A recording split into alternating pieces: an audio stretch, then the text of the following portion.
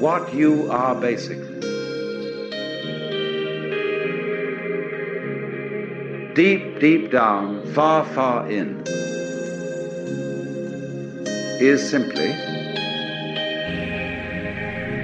the fabric and structure of existence itself.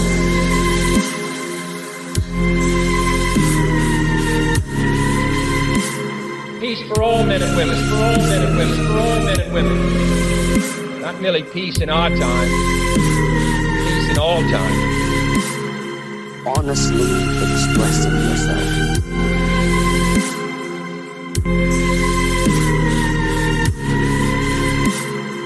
Peace for all men and women, for all men and women, for all men and women. Not merely peace in our time, peace in all time.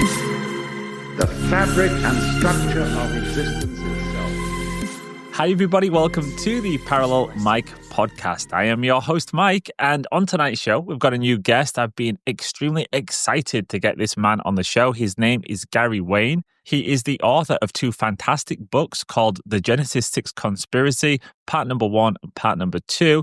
And to give you a flavor as to what we're going to be talking about in tonight's show, I'll give you the tagline for the book, The Genesis 6 Conspiracy, and that is how secret societies and the descendants of giants plan to enslave mankind. So there's your teaser. Now, Gary has an encyclopedic knowledge of the Bible, of secret societies, of ancient mythology, and he synthesizes all of this to come up with an extremely compelling narrative that I think just might be on the money.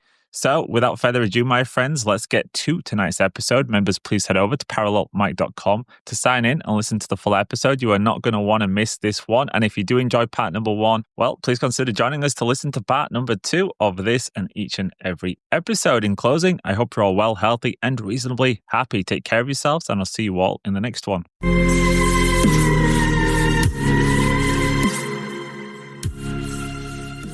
Hi, everybody. Welcome to the Parallel Mike podcast. Tonight on the show, we have author Gary Wayne, and he's here to discuss his books titled The Genesis 6 Conspiracy, part number 1 and part number 2, which is essentially, I would say, it's a biblical take on arguably the greatest and most enduring conspiracy of all, and it's also the story of mankind. But I'm going to pass it over to you, Gary, to give us a better synopsis than I can give because you're the expert here. But welcome to the show. And please just introduce yourself, Gary, and tell us a little bit more about the book. Sure. Yeah. So for people who may not be familiar with who I am or what my work is, my name is Gary Wayne, and you'll probably have known that from the title of the show that we're doing today. But I wrote two books. One is called The Genesis 6 Conspiracy, part 1, and the subtitle is How Secret Societies and the Descendants of Giants Plan to Enslave Humankind.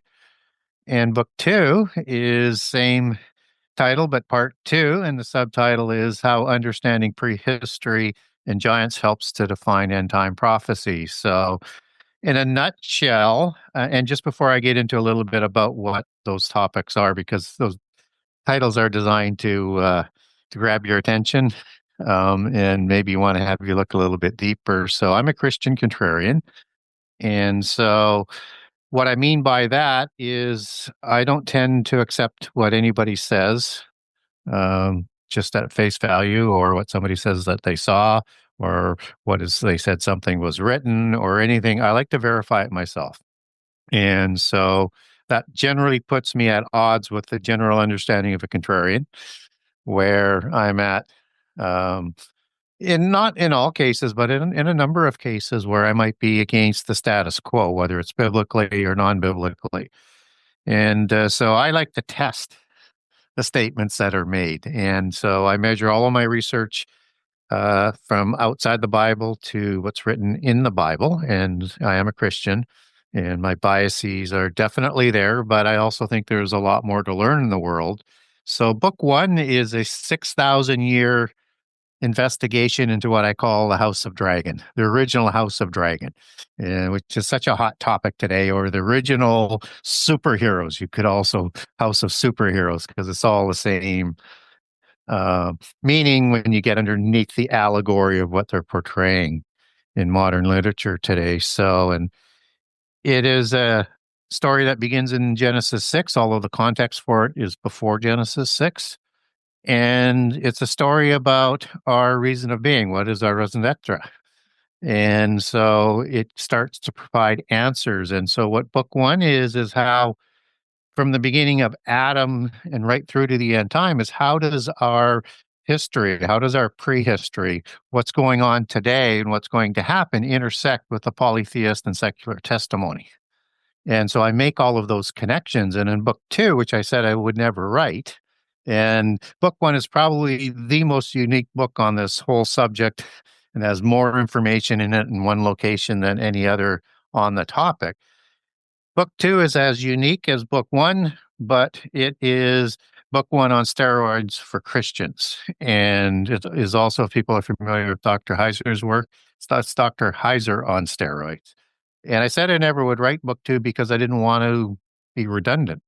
What I didn't realize is that although Christians really appreciated understanding how polytheist testimonies throughout our history, what's going on today, and what they plan for the future is very, very similar to the monotheist understanding, except that they have a polytheist biases, and for the sort of the end result of the end time, they have a different outcome. But essentially, they're talking about the same events, and that's the important thing. And so they wanted me to take the research that I did to show how the Bible intersects with the other testimonies. They said, we want somebody to go with that type of research capability and go deeper into the Bible than what anybody else has done. And once I sort of understood what that meant, I decided, well, maybe I could write it. So this is how the world testimony intersects with the Bible. But if they've read book one, if they think that the Old Testament has come to life and prophecy starts to make some sense, book two, particularly if you're a Christian, is going to go right at everything you're not taught and all of the propaganda you are taught and bring it to life in a way that makes plausible sense, although it may cause grief and sorrow, as Ecclesiastic 1 talks about. Nothing is new under the sun. What will be again. And the understanding of that wisdom only brings grief and sorrow. And once we start to understand these concepts, we can understand why the values are important in the Bible, essential in the Bible, but now we get the context. Yeah, that was a great introduction, Gary. And I would say your work is extremely controversial. It's challenging. It weaves together biblical narrative with the history of secret societies, elite bloodlines, all kinds of things kind of merged together in your work. I'd say it's a grand narrative that synthesizes everything. And for listeners who are not Christian, don't let that put you off. I'm a Christian, you're a Christian. However, not all listeners will be. However, there'll be so much in this one that I think it will resonate with everyone, because your work just astounded me when I first found it. And I think it's probably some of the most complex historical work that I've ever seen. But maybe we can get started, Gary, because we've got a bit of time. Maybe you could tell us just how did you end up here? Because I'm guessing, for you to take on this lifelong project, I guess it was, listeners who haven't read the book, it's probably one of the most complex books I've ever read. So how did you end up writing it to begin with? Yeah, it's an interesting story for sure. And for people who are non-Christian, I talk to non-Christian audiences all of the time. And one of the things that I learned when I was young, and I came back to become a Christian through the research that I was doing, I was a real history buff and a mythology buff, and I read everything I could get my hands on. So I go on a lot of non-Christian shows, and we talk about their history and their belief system, and I show how that is relevant. Not that I'm trying to water down Christianity. I'm just saying what you talk about in your history is talked about in the Bible, and here's how it connects. And so what I'm trying to do is get some, people to have a curiosity to maybe give Christianity a look, because it starts to give them a better sense of the world that they're looking at through just that lens. So my books, particularly book one, always ranks high in Rosicrucian and Hermeticism and Freemasonry, because I researched so much about that people in those belief systems want to know more about that. And I'm not there to spread polytheism. I was there to show how it connects into this common legacy that we have. So, yeah, it was a very interesting way how I came about this because in the beginning, and I was very young at the time, and I was brought up in a Christian family, but by the time I was in my teens, I had been sort of brainwashed and pulled away by education, peer pressure, world entertainment, you name it. And by the time I was 18 or so, I was fully non-Christian. I was an evolutionist and science was everything. And so there was a Friday night when I was about 20 or 21, and we were drinking beers on a Friday night, and we got into a discussion, or they got into a discussion, my brother and somebody else that was there, about Antichrist and false prophet, and they're going on and this and that. And then one of them says to me, "Well, we have a challenge for you." I said, "Well, what's the challenge?" And they said, "Well, if you have enough courage, we have a book for you to read." And I had no idea what book it was going to be. I thought maybe it was going to be the Bible. I'm going, well, it's going to be a long read, but let's see what the challenge is. And I'd never heard of the book that they came up with, and it was by the late Hal Lindsey, who wrote The Great Late Planet Earth, and it was a prophecy book. So it's not that big of a book, but he was a prolific writer in the 60s, 70s, and 80s and 90s, and way ahead of his time on prophecy. And so I read the book, and it scared the socks off of me. And I thought, if 10% of that is accurate, I need to know more about this. And I need to know whether or not he's being accurate or not, or he's doing what happens a lot in Christianity and organized religions, is it's just used to make money, and it's more opinion than it is fact. And so you can check out the Bible passages pretty quickly. You can look them up, but that doesn't provide you the context. And the Bible is a big book. So I thought, the only way I can do this, because of my nature, is I have to read the Bible. Well, about all that did for me in the first sort of go through was say, this is a really, really big book. But what also I took note of is in the first four Gospels is when Jesus was speaking, I understood very quickly this is not a normal human. This is something different altogether on the way that he speaks. So that did speak to me very, very quickly. So and I decided, well, the only way I'm going to be able to do this is I'm going to have to read the Bible several times. But as I go, I'm going to figure out what the various prophecy narratives are, because I had hit on there's a lot of different branches of prophecy. So I started to do that, used highlighters, ran out of highlighters, bought more, still ran out of colors, had to start again. So what I did was I started writing down, when I found a prophetic verse, I would write it down, put it in a file with a name on it, and I'd, of course, create more files and sub-files with the sub-narratives within the sub-narratives, just to sort of keep things kind of organized, because people wanted to know how I sort of got my head around all of this information. And so that's, was not a super planned way. It was necessity all the way through if I was going to figure this thing out. And you don't have to read very long into the book where you get into Genesis 6 and you get into the giants, right? And so when I read that the first few times, I was going, whatever that is, that's crazy stuff, and that's not what I'm here for. So I want nothing to do with that. But the problem is when you're doing such extensive logging of the Bible, giants, demons, fallen angels, evil spirits, all of these preternatural things just keep coming up right through to right through to Revelation, and there's a connection there that the churches that I went to never talked about or never spoke to. So as I'm doing all of these reads through to make sure I've got every prophecy narrative, I start to say, well, I'm going to do files on doctrine. I'm going to do files on important doctrine, not every doctrine, but important doctrine, at least to me, and on giants and angels, and get those all together. So that was about 1980 to 81 when I took the challenge. And about 1996, I thought I had enough information, and I had put things into narratives, handwritten in typewriter form at that time, and put them in great binders so that I could at least string some of the narratives together, because there's so many passages. And I thought, I probably have 15 or 20 books here if I wanted to write, but I don't have a university education. I'm not a minister. I didn't go to seminary school. Don't have anything that I can stand on a pedestal that say so anybody should listen to me on theology. I wasn't doing social media or any sort of media whatsoever. And so I thought, well, if I write a book, can I even write a book? And if I did, what would I do to start? Because you have to start somewhere. And I don't have any of that other, checklist items on the resume. And so would anybody even publish me? Would anybody even read the manuscript?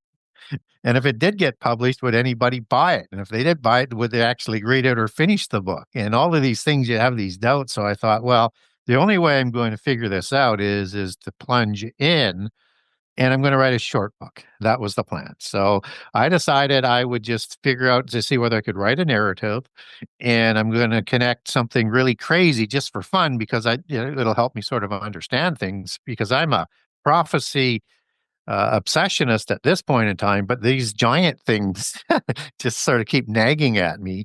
And so I think, well, why don't I connect how Genesis 6 connects to Revelation when you have the fallen angels and demons and things that are spoken of in the book of Revelation. So I kind of wrote that from a biblical perspective very quickly in about 10 chapters.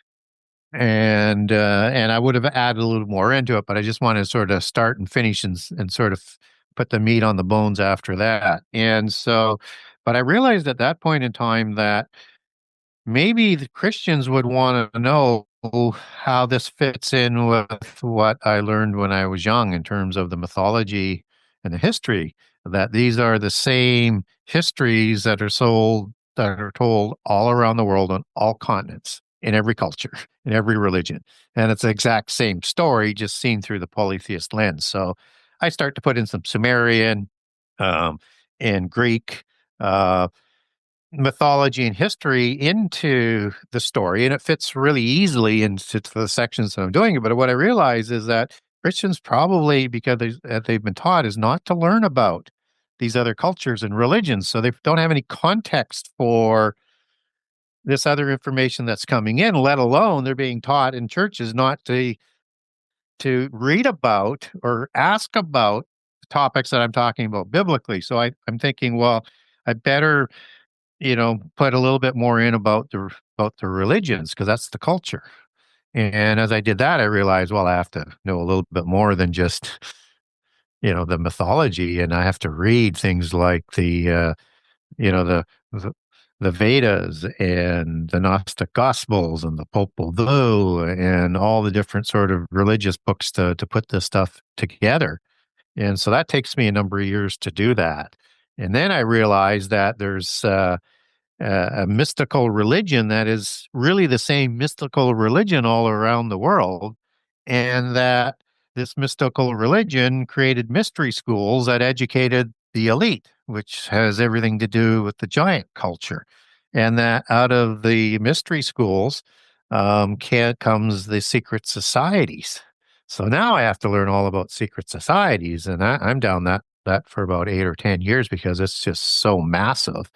And so I'm adding to the book all the time. And so I have to take out over 300 pages just to whittle book one down to a size that people may want to read and figure out how to put more information in a book than people could ever imagine, but not sort of lose them with it, right? So you don't want to be like reading an encyclopedia. So, And what did your brother think at this point? he thought I lost it.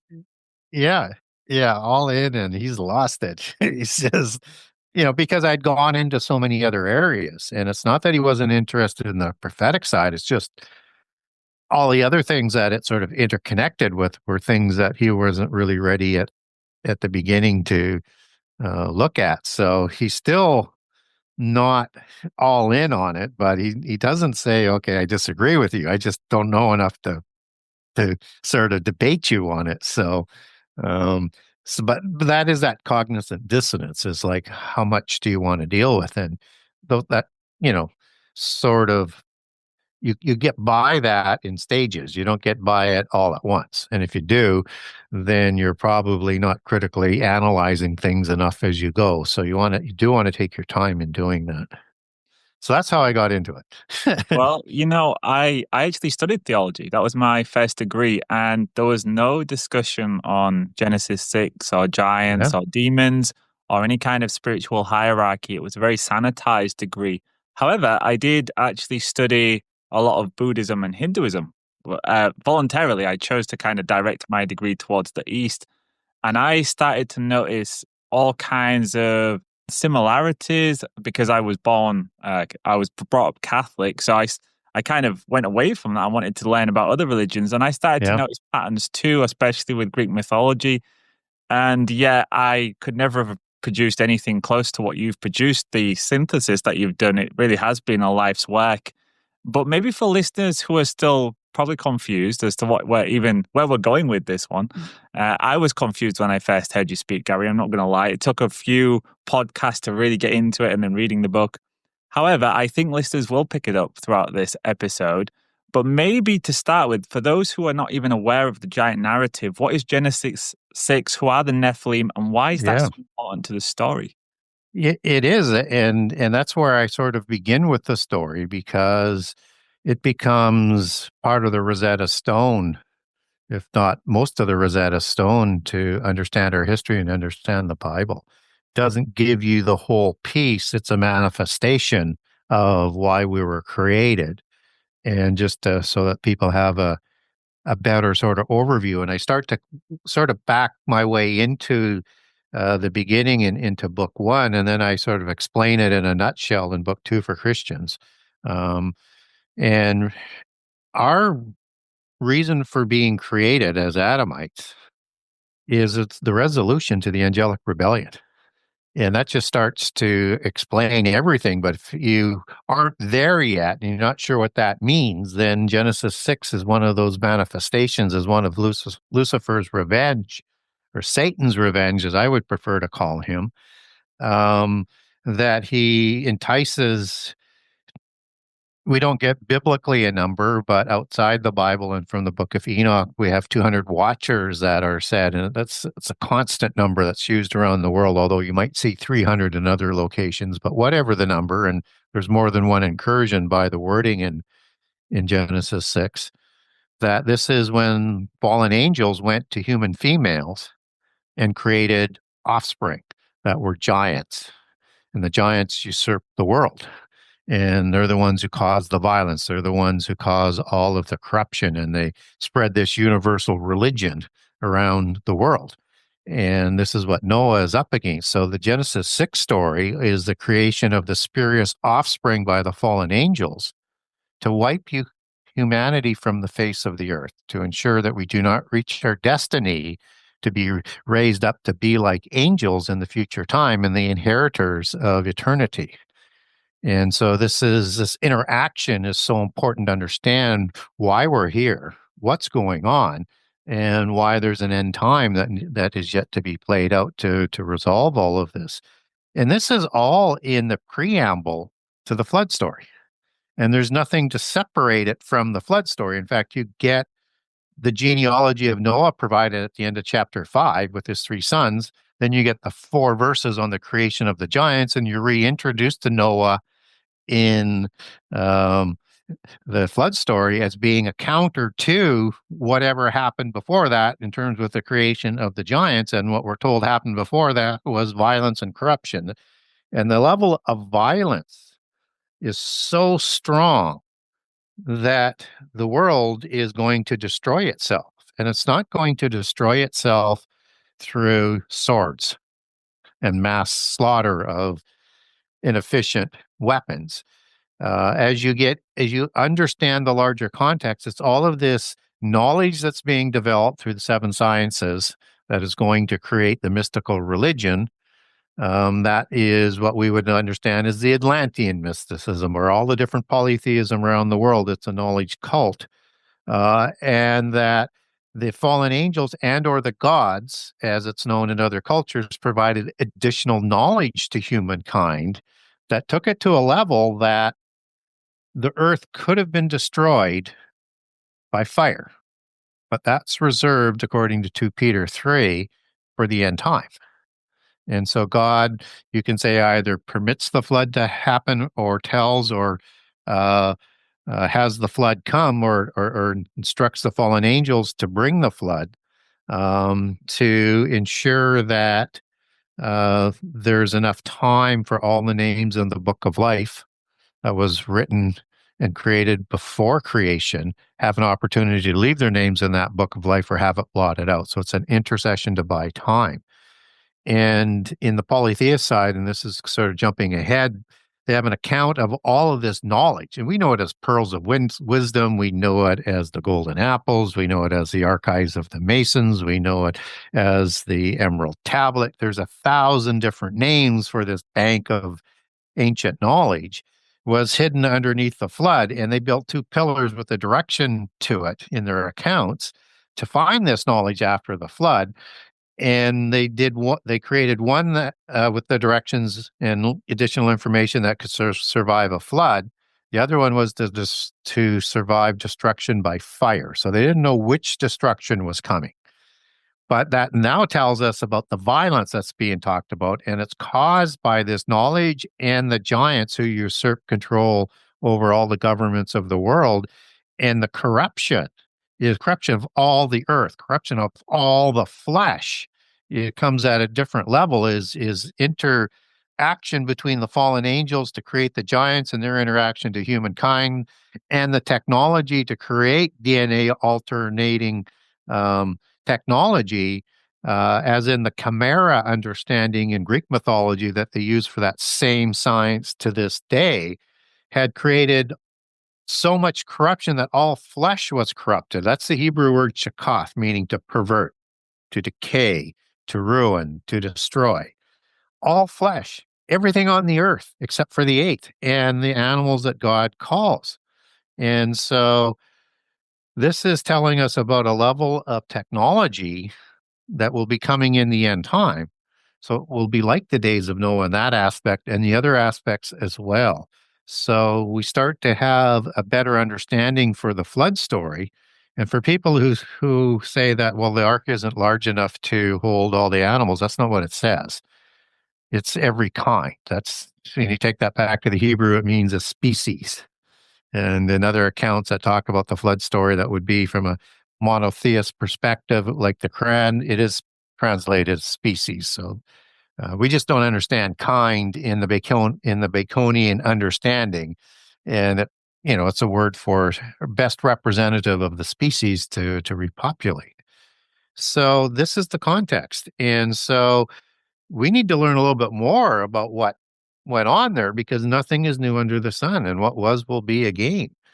And so understanding and decoding this knowledge of the giants, I mean, this is absolutely, when I read it, as I mentioned earlier, is like, what the heck are they talking about? Yeah, maybe for listeners who are not familiar with these narratives or stories, you can work back from where we are today, that if you believe that there's a lot of secret societies out there, there's some secret knowledge that they're using, and they've got a plan that's not good, it's evil, and it's to take human beings towards some kind of transhumanism where they're going to reign over us with a technocracy and maybe even bring forth like an antichrist. You're actually putting together the pieces from the very beginning. So after the fall, there was the fallen angels who rebelled against God, and then eventually they started to have offspring in Genesis 6 with human women, and they created the Nephilim, and then God had to do the flood to get rid of them, but they managed to make it back. So maybe I'll pass it back to you there, Gary. How did they make it back after that and stick around? Yeah, and another question that a lot of people have that's just as important is how do we know there were giants, right? And a lot of people will also say, well, I thought angels were spirit beings from a Christian perspective, so how does a spirit being actually create a physical giant? And it's not that we're not given those answers in the Bible, we're just not taught those verses and what they actually mean. So when we look at the term sons of God, that's in Genesis 6, people will say, well, those are Sethites, or those are Israelites that are called the sons of God, or they are the New Testament saints that are sons of God. So the first thing to remember is they created giants. So what's a giant? And I'll come back to the sons of God. And so that's the Hebrew word nephil in the singular, and nephilim. And its source word is nephal. And so nephal means fallen.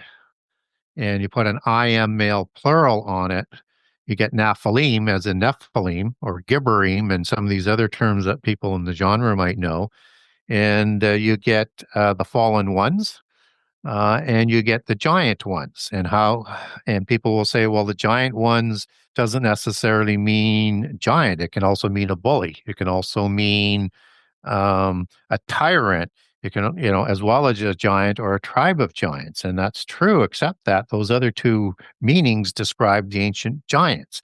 So in polytheism and in the Ugaritic text in particular, and I'll use that, so I'll link it back to the Bible here, is the Ugaritic gods are the Baalim council of the gods that are talked about biblically. So we have now a biblical reference, and this Baalim is the plural or many Baals, right?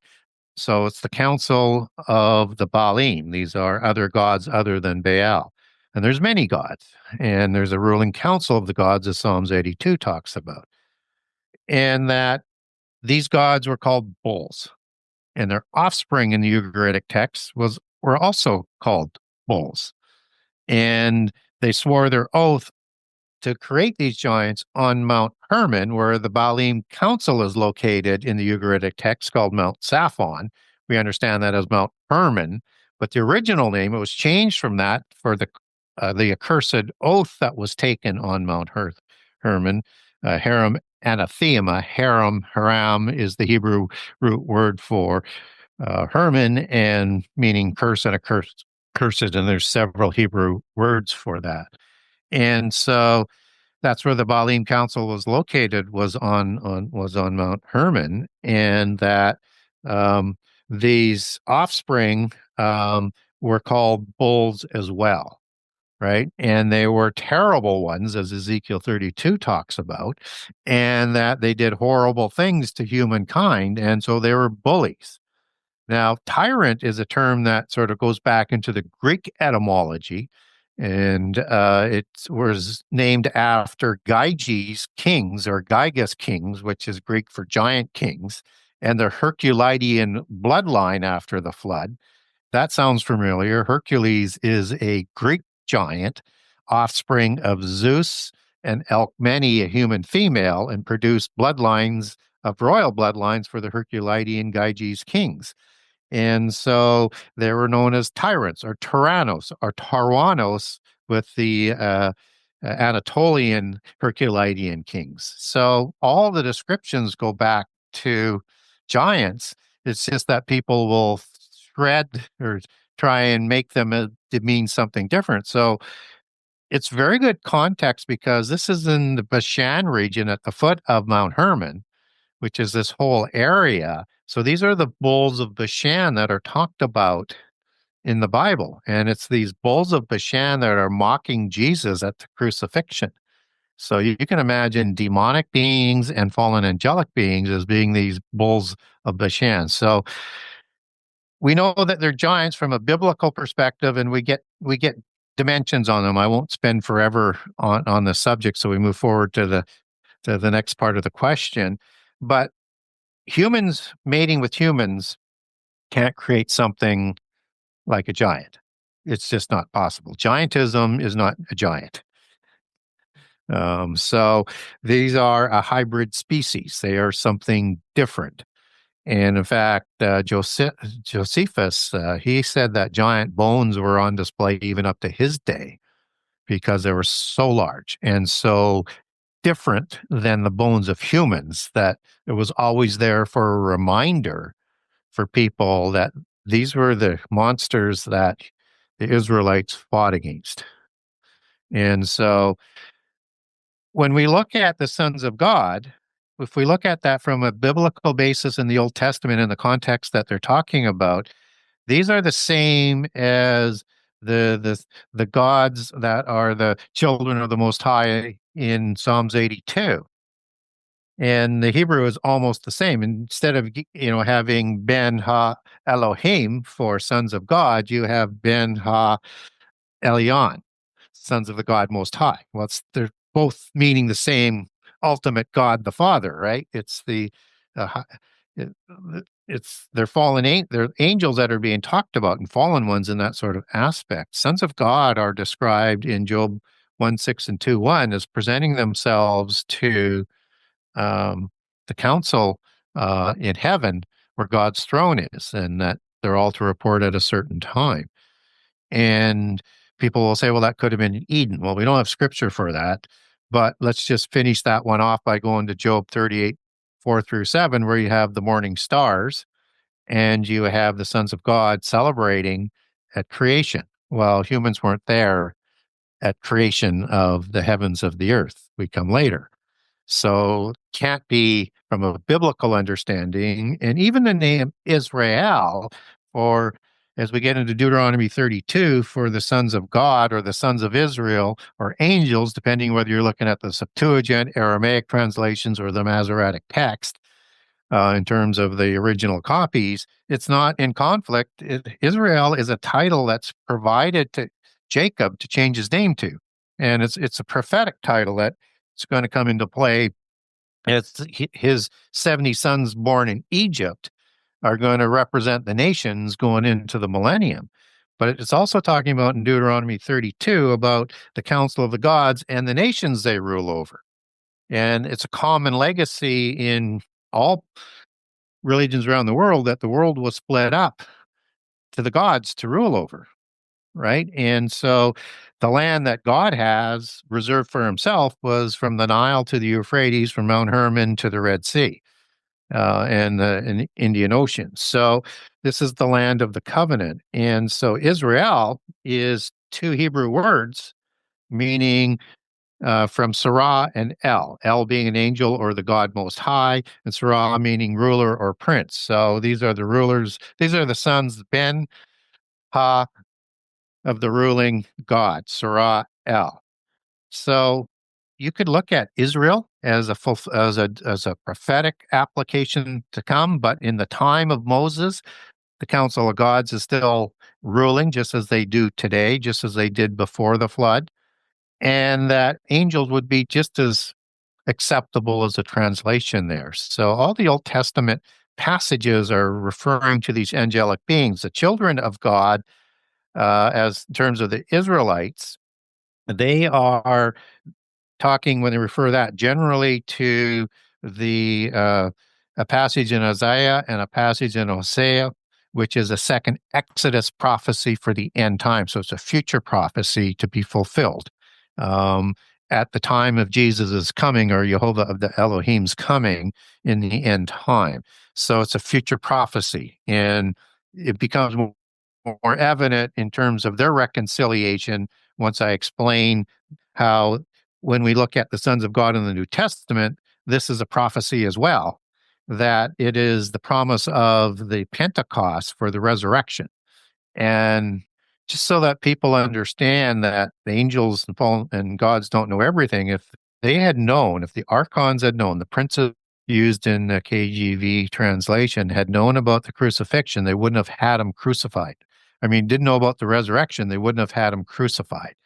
So that becomes part of the resolution plan that they didn't know about to the angelic rebellion. So at the Pentecost, we're basically promised the resurrection as sort of being cemented, and that even though we have human fathers, we're going to be raised up to be like angels and adopted as brothers by Jesus in the future time. So that's, again, a prophecy.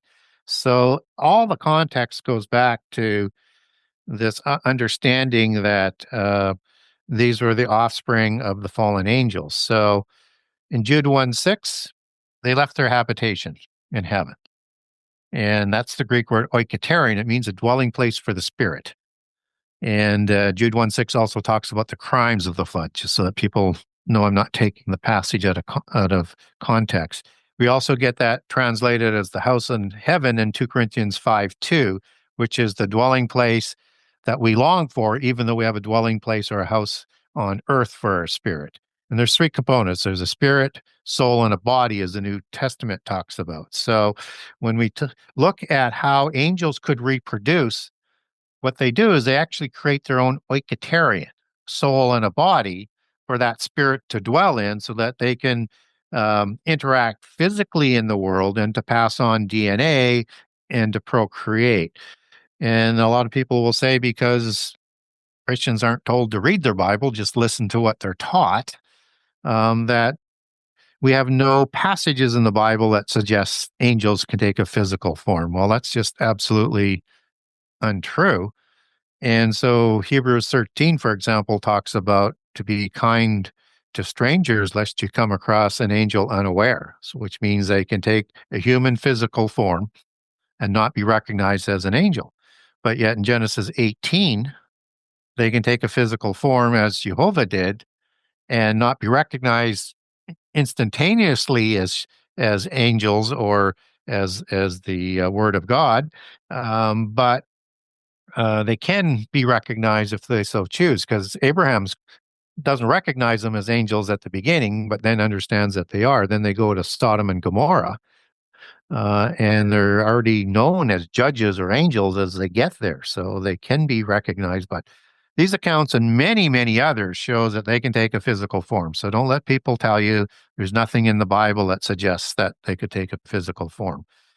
So in Genesis 6:1-4, we're told that they went to human females and created these giants and did so again. And in Hebrew, that means in like manner. So we don't know how many times before the flood they did that. And then we also show biblically that you have giants, I think distinctly different giants with the Rephaim after the flood. But for people who aren't there, we can just talk about Nephilim. But there are giants that show up after the flood, and they're translated in the KJV as giants. And in other translations, they might use Rephaim or Nephilim with the original Hebrew. And there's multiple tribes of giants after the flood, but we're not told specifically how they got there. In other words, we don't have a Genesis 6 verse before the flood with another second incursion one after the flood. So now you get into the question that you started with, and how did they survive the flood? Or how do they show up after the flood? And so biblically, we don't have the smoking gun. But what we do have is kind of three buckets we could put it into in terms of how they show up. And so the first bucket is surviving the flood.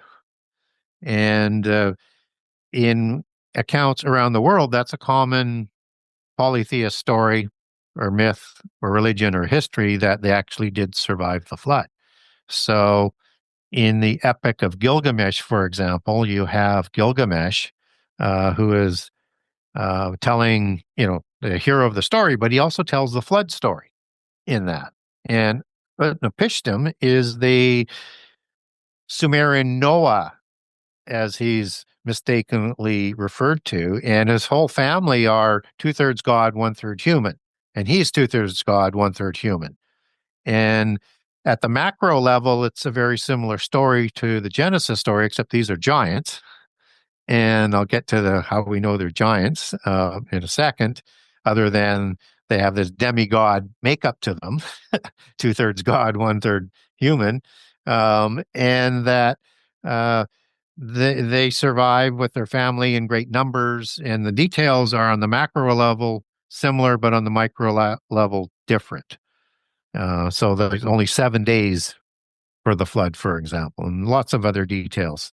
And so with the Epic of Gilgamesh story, Gilgamesh is 2/3 God, 1/3 human, and he's created by the bull fertility goddess Nin and Lugalbanda, king of Uruk, 6th generation after the flood. So from a polytheist perspective, we get both in the Epic of Gilgamesh, a second incursion and survival of the flood. And for people who have read Greek mythology, where it has Deucalion and Pyrrha being the Greek Noah, again, misinformation, partly true, but mostly untrue, telling a giant survival story. Deucalion is the offspring of Prometheus. He's a giant. And so is Pyrrha an offspring of the giant. So it's a giant survival story. And the Greek accounts will talk about the first giants that were killed in all of the great wars before the flood. And Hesiod does a very good job of that. And then there's a second creation of giants after the flood by the offspring gods, after the flood. So Kronos is the parent god before the flood. Zeus is the chief god after the flood. And that's one of the ways to separate prehistory in terms of before the flood or after the flood is look at the gods. It's the same story all around the world. Baal after the flood, El before the flood. Anu and Sumeria before the flood, Enki and Enlil after the flood. So just so that people have a bit of perspective on that. And so biblically, we do get a couple of passages in Genesis 6 and 7 to make an argument for that. And that argument is that God said he was going to bring the flood to destroy everything he created, except for who he's going to save on the ark. Well, he didn't create the giants. Fallen angels did. So now you don't have anything in conflict, but you're being it is a little bit legalistic. And my preference is that if it's biblically better for a second incursion. And so that's how I think they would survive. And going back to using the Canaanite pantheon, because we get the Baalim in the Bible, it's Baal and Anat and the Baalim that are going to create the Rephaim after the flood, the Rephaim giants, just as they are recorded as doing so in the Ugaritic text. So now we have the same words in the same Semitic language and the same vowelless Semitic, which would be very similar to the same vowelless Hebrew originally. And RPM would be the word that would be used in both for Rapha or Rephaim in the plural. And so when we go back to doing in like manner in the same way, to create giants again, you could then, by making those sort of inferences, that's the second incursion, and it would fit sort of better biblically from the details that were provided. And Jude 1:6 and 2 Peter are talking about these crimes that the fallen angels did at the time of the flood. And what's interesting, they're linking it to Sodom and Gomorrah. And so Sodom and Gomorrah are likely two locations where giants were created. From a Gnostic perspective, they say Gomorrah was the first creation of the giants before the flood, Sodom after the flood. So now that starts to put a little bit more meaning on why the angels are also going to Sodom and Gomorrah. This has so many crimes that are going on. And Sodom and Gomorrah is going to be reserved for an allegory for the end time, because it's going to be like the destruction of Sodom and Gomorrah with fire, and it's used transitionally as in the days of Noah in Luke's account, where he provides not only it's going to be the end time is going to be like the days of Noah, but also like the days of Lot. And that's that transition from destruction of water to fire, and the same type of crimes that were going on at Sodom as they were before the flood, as 2 Peter and Jude 1 talks about. Some people will say also that giants could survive on the ark somehow, some way. So when I look at second incursion, survival, just before I pass on to the third option, when I talk about survival, that's with angelic help somehow, some way. So just as the angels provide the boats or the arks for Gilgamesh and Deucalion, if they wanted to take them in the earth to save them, put them in another dimension, take them off the earth, then that's how they would survive. And but my preference is second incursion, because it just fits with more of the details, and way more details than I can cover off in a quick explanation. But the other option that people will say is, well, somehow on the ark.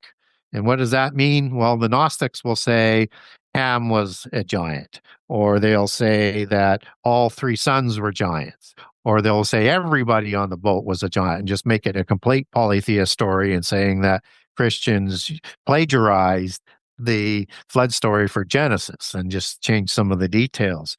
Some people will say Og survived the flood, or Tubal-Cain, by hanging on as a stowaway or hanging on to the side of the ark, just as we saw in the last Noah movie out of Hollywood. So the other one that way as applying to on the ark is somehow through the genes, and how they get there is that the wives would be having genes of the giants. And then we see that sort of show up after the flood with the Canaanites. I would suggest that having the ability to have four races in the genes and other races of giants is too complex to pass on in an efficient way to have them show up. So, and it doesn't explain all the patriarchless nations in the Table of Nations and elsewhere in the Bible, that where these patriarchs come from, particularly with the Canaanites. So I think it's better understood as second incursion is likely the best biblical case for it, but I leave a crack open for survival, and then I put somehow on the ark as way down on the list. Wow, there's a lot there, Gary. That's a comprehensive understanding of how we got past the flood and how potentially the Nephilim bloodline continued, or you say there could have been a second incursion. But I guess what I'd really like to transition to now, and I don't want to gloss over too much, so maybe we could just briefly stop and reframe something for listeners, that essentially what you're saying is there was, across all of these different ancient religions and belief structures and mythologies, this same story being told about the race of giants and the race of demigods. So in the Greek pantheon, we had all the ones you mentioned, Hercules and so forth. And they're all talking about the same story. They all have the same flood myth. They all talk about these cataclysms that come around cyclically, going from water to fire and then back again. So we're talking about the same thing, but your only difference to this is that actually there's a superior narrative to this that the Bible tells us about, and we're being reinterpreted that narrative to try and send us towards polytheism rather than towards the salvation. Is that a good synopsis? Yes, and from an equal sort of stance on it to take you to either monotheism or to polytheism, depending on, right? So it's used both ways, and which is why we should learn about it, because our whole world understanding centers around this. And for people, just to double tap what you were saying about this common history, all continents, except for Antarctica, and who knows what we're going to find there, all cultures, all religions around the world, 500 distinct original flood narratives around the world for sources of the flood. They all tell the same story. There's a few nuances here and there, but directionally it is the same story, and that giants were both before the flood and after the flood. Okay, now I think it'd be really good to transition into how this actually feeds into the reality as we're seeing it today. And I think going back to what I said at the start, a lot of people believe that there is something evil and demonic in the world, and that there's people in very high positions of power and authority that have some kind of legacy. It goes back to, some people say, the mystery schools, secret societies, bloodlines. So I'm just going to leave it really broad and pass it over to you, Gary, because I'm sure you'll take this where it needs to go. Yeah, and it is a very large topic for sure. And everybody sort of talks about it from a different sort of perspective, but they're all talking about the same thing. They may not be talking about the whole thing at the same time, but they're talking about the same thing. So, and also keep in mind that what was before the flood is going to be similar after the flood. And so we're parading towards this common destiny again, that has been allowed to play out longer, so all the names would be fulfilled. So before the flood, you have this hierarchical organizational structure on the earth that is run by the visible ones versus the invisible ones. The invisible ones run the council of the gods both before and after the flood. And are they good people, Gary? Are they representing God and the angels? Or are they demonic and now corrupted? They are fallen angelic. They're Nephilim, as I would call them, the fallen ones. They have a council that is a counterfeit of the council of gods in heaven, because they counterfeit everything from a polytheist side. Now, I would also say for the record that if you're polytheistic, then you would say it's the monotheists that are counterfeiting everything. I get that. That's why we're here to learn, so we can make our own decisions. And so this is the council of the gods that create the giants, right? And so they are creating a race to run things on the earth. They also have, as part of the hierarchy, a mystical religion. And so the mystical religion is sourced through the seven sciences. And the seven sciences is very important into secret societies. And as they take that history back, it goes to Enoch, but Enoch, son of Cain. And Enoch takes the knowledge that Cain learned from Adam in Eden, on the short version of the story, for this huge garden and multiple orchards and fields of grains and domesticated animals that goes from the Nile to the Euphrates River all by himself, other than Eve. He needs knowledge to run this. And this is the knowledge that gets passed on to Cain and down to Enoch, who puts it into the seven sacred sciences, which is now turned into a mystery religion, an initiatory religion of the sun-worshipping bull cult, to keep this knowledge religion away from the mundane. In other words, the Sethites, in terms of how they're going to develop it. And Enoch puts it in, all that knowledge, into the seven disciplines, and creates this religion to honor their pantheon of gods and everything that they do, to lead people away from God, to not give God credit for anything, which are their main goals. So, but leading people away from God is the key. That's why I wanted to stress what I had said earlier. And the development of this knowledge requires they're going to need to teach the elite. Notice the word elite there. El is an angel or a god. They should have made the word Elim, because the I am is the ancient term for the genealogical bloodline of the gods passed down to the spurious offspring. So Elim would be better than elite to best describe them. And you understand these people as the Aryans, Indo-Europeans, Indo-Aryans. And Aryan means the nobility, literally. I mean, who they are is written all over them, and their history and their culture. And they created the mystery schools to teach top two classes, the same 4-class system all around the world. We would know it from a European perspective as the feudal system. And they populate those top two classes. So they control the priest class. They control all of the religions. They control all of the oligarchical companies. They control all of the army with the officers. They control all of the education, and they control all of the governments. And through the education, they're going to educate only the elite, and they're going to develop these 7 disciplines through secret societies, whom Freemasonry, or ancient Masonry, as it would be more accurately understood, takes their beginnings back to the patriarchs of Enoch, Tubal-Cain, Jubal, and Lamech, all of the Cainite line, who has that knowledge intermixed with the knowledge of the fallen angels in the book of Enoch, and with the gods all around the world, to take the world to a level of technology we're just catching up to today.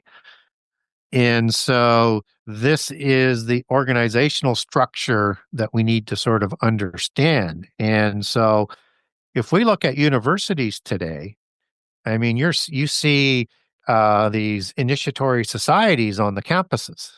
You have to be invited to be part of those, just as you have to be invited, if you're a low-level bloodline, into the secret societies. And so there's a hierarchy that's connected back to the bloodlines, and the more pure your bloodlines are, which is why they keep their genealogies, or how ennobled they are, in other words, grafting in of other highly prized bloodlines, is where you fit in the whole culture and the hierarchy. And so you might have Alpha House and Beta House, and for the people in the US, if you're from the Ivy Leagues, which would be like Oxford and Canterbury and, the universities of the elite in England, in the Ivy League in the US, you have the Skull and Bones, which goes right into the Illuminati trunk organization. And this is the same structure that was in the past. So it's still with us today. And on campuses, they can't give God credit for anything. In fact, they use their sciences to try and dismiss or make God go away. They try and lead people away from God. So anything to do with God is not permitted. They've banned it. And they honor their pantheon of gods and all the architecture and all the names and things that they name everything in science or education. And all the literature they're talking about is their genealogies and their history and their belief system. That's the great literature that they're holding on to. So it's the same sort of organizational structure, and you get degrees when you graduate, just as you have the degree system in the secret societies. And then you graduate in this black Cathar gown. And the Cathar was mystical Gnostic religion in the time of the Templars, along with the Albigensians. So just wanted to sort of paint the kind of image there. So the Royals are this bloodline of the invisible ones who created the visible ones. And they received the divine right to rule through the council of the gods. So whether or not it's Nippur or Mount Hermon, or it's the Lord of the Rings and the council, or the assembly of the Titanu at Mount Hermon below the council of the gods, that's where they receive their divine right to rule. And all the Royals will take a ritual. They have essentially two. One when they're officially take over the reign, and then a more formalized ritual, just as we saw King Charles receive kingship in the fall, but in May or June we get the full regalia, not as much as the regalia as Queen Elizabeth had, but pretty darn close. But it's an ancient ritual that goes back to before the flood, for the receiving the divine right to rule as a genealogical offspring of the giants. And the god that they're swearing that oath to is a celestial mafia godfather. It's one of the fallen angels, right? And so it's this system that they would have put in place. And a royale, as you take that back on its etymology, we know it is, in book one, I call it Rex Deus, which means kings of God. And a royale, I take it right back to it because roy means a king in Old French, and it goes back to regalis and reg in Latin, which is the Indo-Aryan, Indo-European giant language for ruler, right? That's the Indo-Aryan word. It goes right back to that. And so the second word is Al, which is a transliteration of El in royale. And so we see that like in Baal. And that means Lord God or Master God or Husband God, usually Lord God as they would understand that. So it could also be in other languages IL or ILU. There's various transliterations of the same word. And so these are the kings of God, right? Of a specific genealogical God. So let's just sort of put it in terms that people might sort of recognize that they understand this whole concept. I mean, we see the rituals, that's fine. A lot of people do ancient rituals, they have no idea what the meaning are, but the Royals know because they keep their genealogies. And so Prince Charles, before he became king, he's on record as saying, you know, my genealogy on one sort of branch goes back to Vlad the Impaler through the Hanoverian German kings and the intermarriage in Middle Europa. And so how would he know that? Because they have the genealogies. And what's interesting is that Vlad the Impaler is the character that is used to create Dracula, son of a dragon, as Dracula would be defined as, the enemies of Christianity and monotheism, and an allegory for the patriarchal bloodline of the royals versus the fairy matriarchal allegory for the bloodlines of the giants. And so Vlad the Impaler's family goes back to the Agrathi tribe of Scythia in Greece, which was formed by Hercules, son of Alcmene, the female, and Zeus, the god. So he has in him not only the Albigens, but also the Cretogens, the Cretogens being Zeus's genses of the Herculean kings. And so they understand this very, very clearly of their scioning in and grafting to ennoble themselves to raise their genealogy. So he would know all of his heraldic heritage, and they even keep their coats of arms that reflect their genealogies back to their gods. This is why it's so important then that they marry into all of these other bloodlines that are considered from these other gods, that they were not descended from themselves, but it's about, you said you call it ennobling, it's to make you even a more powerful bloodline. And I guess Yes. when we look at politicians today, let's say the American presidents, they are way, way down that hierarchy, but their goal is Yes. always to try and marry their offspring off into, I guess, a more powerful bloodline, further up the hierarchy. Exactly. And if they, if you're new money, for example, let's say from the Americas, like Gates, and um, they're joining the secret societies, one to get sort of more powerful, but it's more for their children to intermarry up because they're so low on the bloodlines, and so that's the reward. But the money part of it, I guess, is not the thing. Today, everyone believes that the most powerful people are the richest people. I've always thought that sounded ridiculous. It has to be on something more permanent, so it's bloodline. Yes, and the money they have is a pittance compared to the royales. That's all off the books, and that's why they have Switzerland set up for the banking so that nobody knows how rich they are. And the system that they set up in England is the best model, where the royales within a limited family own 99% of the land in their system, and 1% was held by everybody else.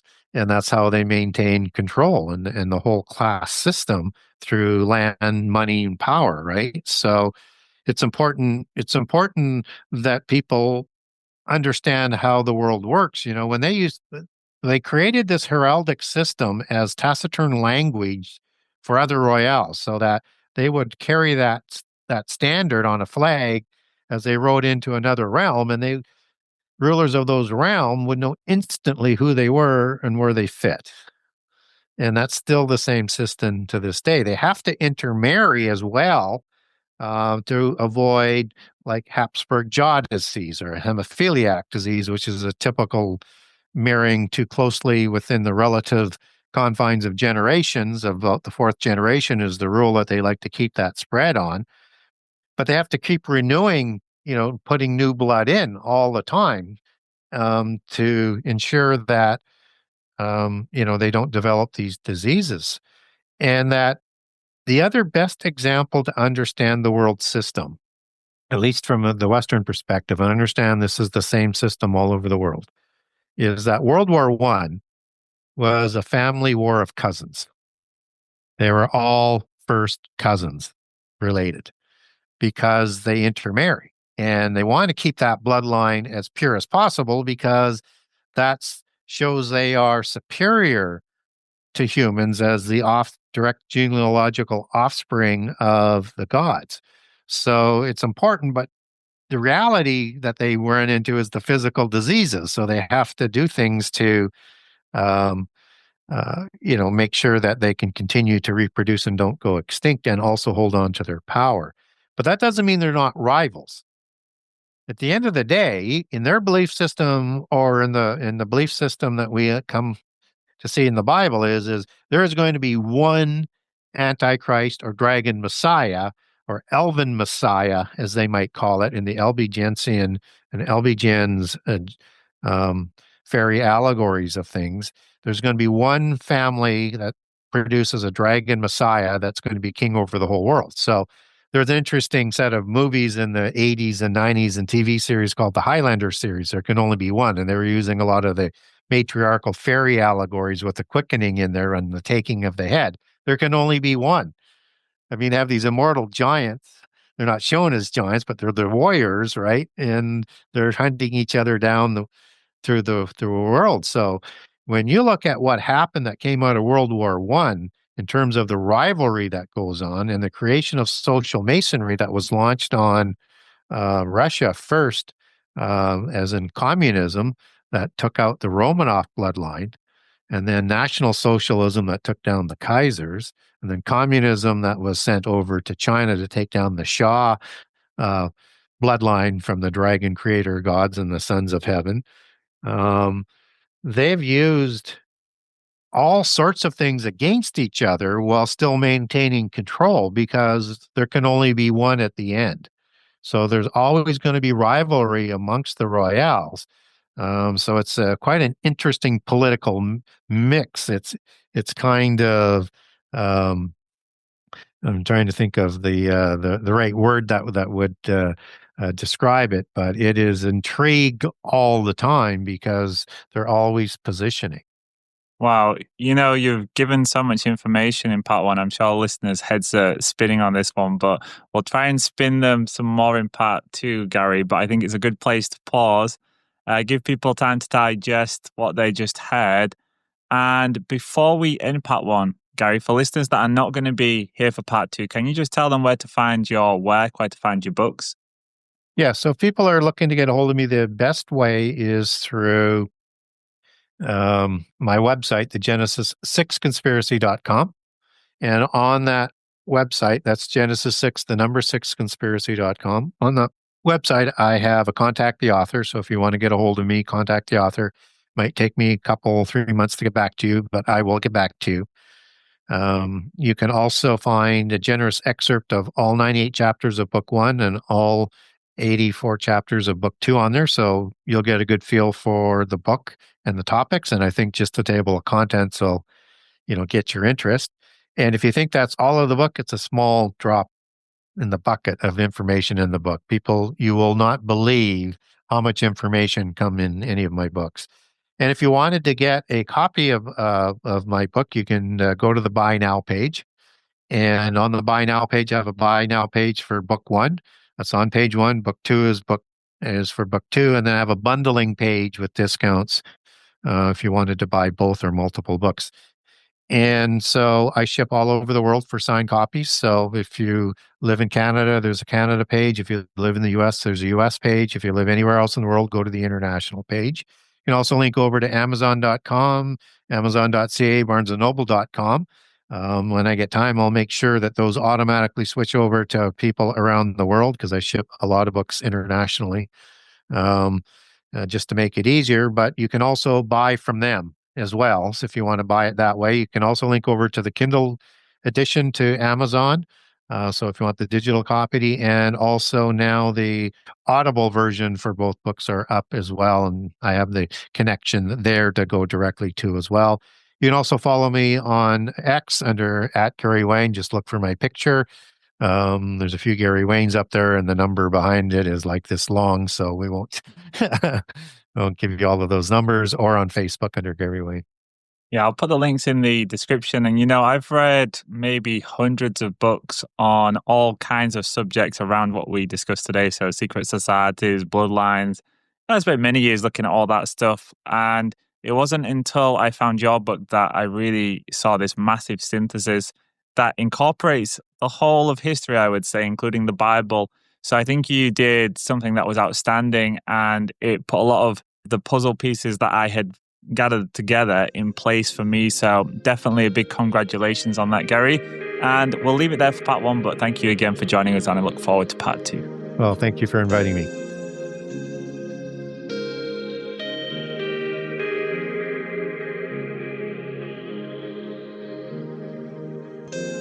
What you are basically.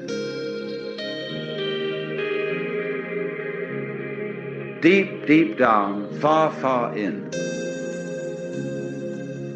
is simply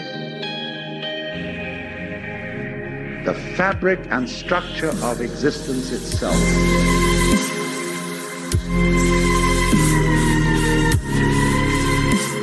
Peace for all men and women, for all men and women, for all men and women. Not merely peace in our time, peace in all time. Honestly expressing yourself.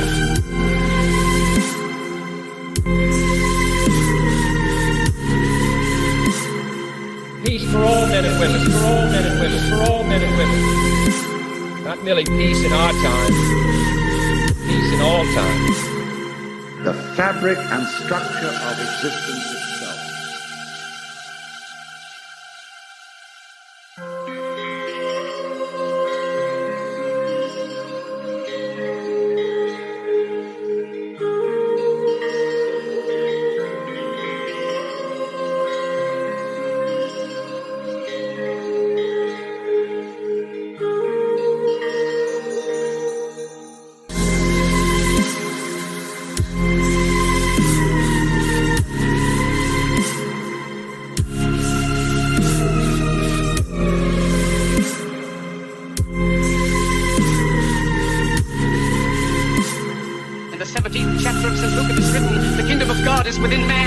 one man nor a group of men, but in all men, in you the people have the power. Peace for all men and women, for all men and women, for all men and women. The fabric and structure of existence itself. Honestly expressing yourself.